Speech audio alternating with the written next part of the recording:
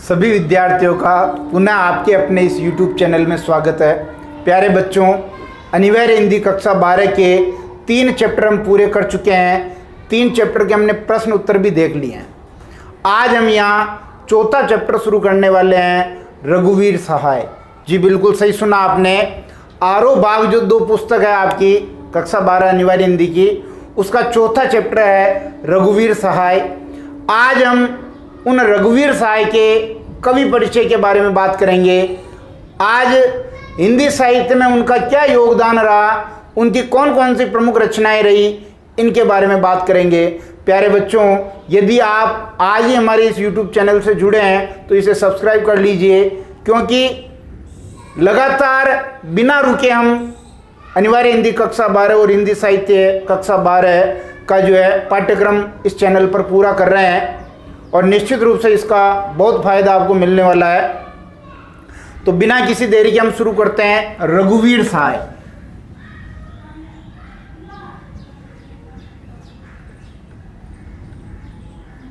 प्यारे बच्चों, वीडियो को शुरू से अंत तक ध्यान से सुनना है, समझने की कोशिश करनी है और अंत में मैं एक PDF उपलब्ध करवा दूंगा। उस PDF का आप स्क्रीनशॉट लेकर के जो अपने होमवर्क की कॉपी में, गृह कार्य की पुस्तिका में उसको कर सकते हैं। यहाँ केवल समझना है और समझना ही जरूरी है। लिखा हुआ तो आपको हर जगह मिल जाएगा, लेकिन समझना सबसे महत्वपूर्ण है। देखिए, रघुवीर सहाय की बात करें तो जब भी आप रघुवीर सहाय का नाम सुने, सबसे पहले आपके ध्यान में आनी चाहिए ये जो रघुवीर सहाय है, ये समकालीन कविता के कवि।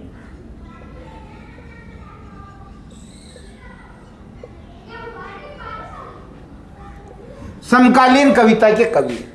प्यारे बच्चों, हिंदी साहित्य का इतिहास यदि आपने उसके बारे में सुना हो तो जो आपके प्रयोगवाद है, प्रयोगवाद के बाद चली नई कविता और 1960 के बाद चली साठोत्तरी कविता और उसी के बाद वाली कविताओं को कहा गया समकालीन कविता।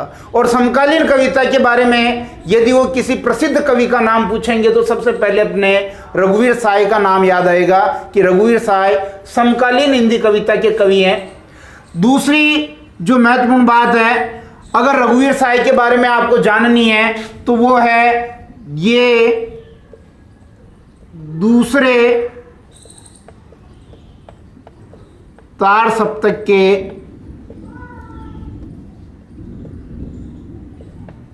प्रसिद्ध कवि हैं।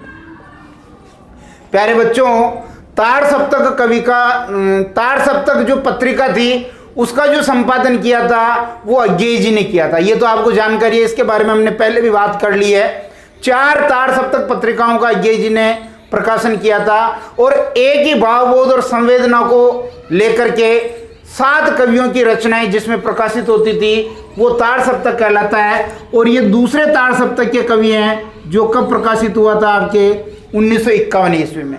तो यदि हम रघुवीर सहाय की बात करेंगे तो रघुवीर सहाय को सर्वाधिक प्रसिद्धि अगर किसी ने दी है तो दूसरे तार सप्तक में जो इनकी कविताएं प्रकाशित होती थी उससे इनको जो है खूब प्रसिद्धि मिली है।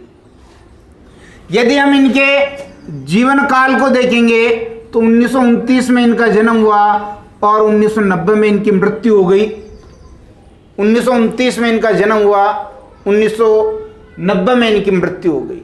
प्यारे बच्चों, रघुवीर सहाय के साथ एक बात और जुड़ी हुई है जो बहुत महत्वपूर्ण है और वो है ये मूलतः पत्रकार हैं।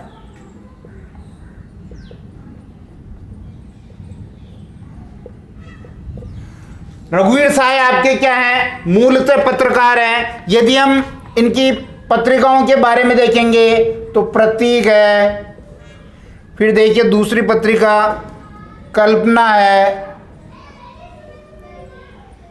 तीसरी पत्रिका देखिए नव भारत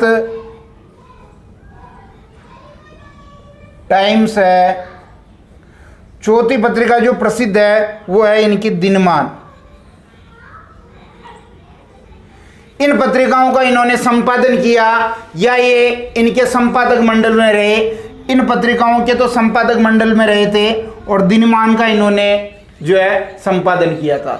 यदि हम इनकी काव्य रचनाओं के बारे में देखेंगे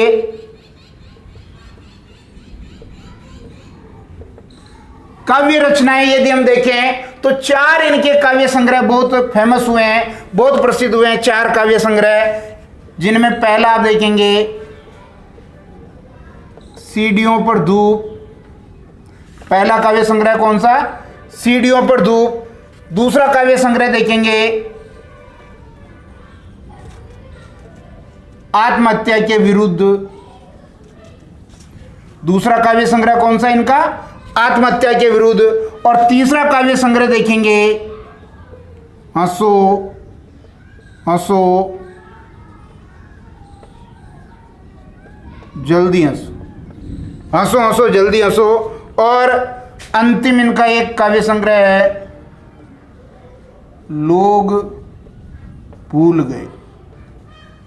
प्यारे बच्चों, ये 4 ही इनके काव्य संग्रह हैं जो बहुत प्रसिद्ध हुए। और यदि हम बात करेंगे जो लोग भूल गए काव्य संग्रह है, इस पर 1984 ईस्वी में साहित्य अकादमी पुरस्कार मिला। 1984 करें इसको, 1984 ईस्वी में कौन सा पुरस्कार मिला? साहित्य अकादमी पुरस्कार मिला। प्यारे बच्चों, जो समाज में एक विडंबना, एक इस तरह का माहौल था, उसको इन्होंने एक साधारण विषय को भी इन्होंने अपने काव्य में स्थान दिया है। चूंकि ये मूलतः पत्रकार हैं, इसलिए इनकी कविताओं में भी एक पत्रकार का जो भाव है वो आपको नजर आता है। आपकी कविताओं में विडंबना और त्रासदी का भाव देखा जा सकता है। और कविता का लघुता रूप, यानी जो लघुता कविता की है, यानी कविता का छोटा रूप, यह आपकी सर्वप्रसिद्ध विशेषता है। आप इसका एक स्क्रीनशॉट ले लीजिए और इसके बाद जो पीडीएफ है, उस पीडीएफ में ये की ही चीज़ें मैं उसमें समझा दूंगा, उसका आप अच्छी तरह स्क्रीनशॉट ले लें। और उत्तर में कैसे लिखना है वो आप पीडीएफ से देखें, ये केवल समझने के लिए है। स्क्रीनशॉट ले लें।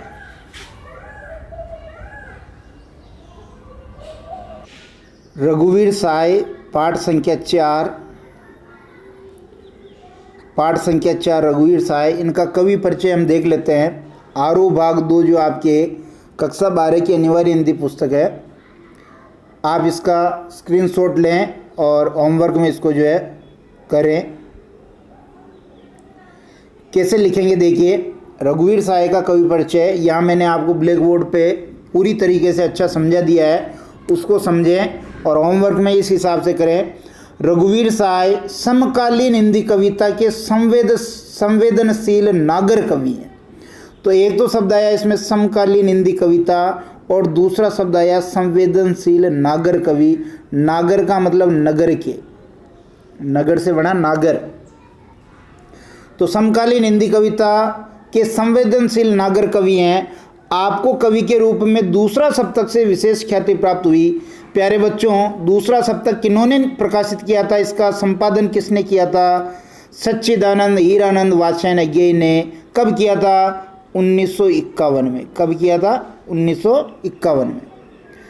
आपका जन्म 1929 ईस्वी में उत्तर प्रदेश के लखनऊ में हुआ और 1990 ईस्वी में आपकी मृत्यु हो गई।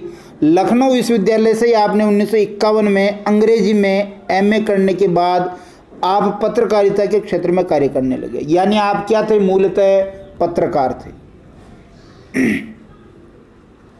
फिर आगे देखेंगे, आप पेशे से पत्रकार थे। आप कल्पना, प्रतीक, दैनिक नवभारत टाइम्स और वाग पत्रिकाओं के संपादक मंडल के सदस्य रहे हैं। आप 1971 से 1982 तक प्रसिद्ध पत्रिका दिनमान के भी संपादक रहे हैं। आपको लोग भूल गए काव्य संग्रह के लिए साहित्य अकादमी पुरस्कार 1984 से सम्मानित किया गया। बहुत इंपॉर्टेंट है कि जो आपका काव्य संग्रह है लोग भूल गए, इस पर आपको साहित्य अकादमी पुरस्कार मिला।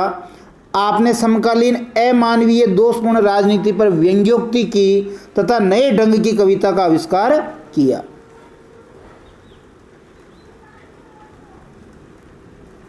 आपकी कविताओं में विडंबना व त्रासदी देखी जा सकती है। कविता की लघुता इनकी प्रमुख विशेषता है, यानी कविताएं कैसी है? छोटी आकार में। आपकी काव्य भाषा आम बोलचाल की है। आपने भाषा में नए बिंब, नए प्रतीकों, नए उपमानों की तलाश की है।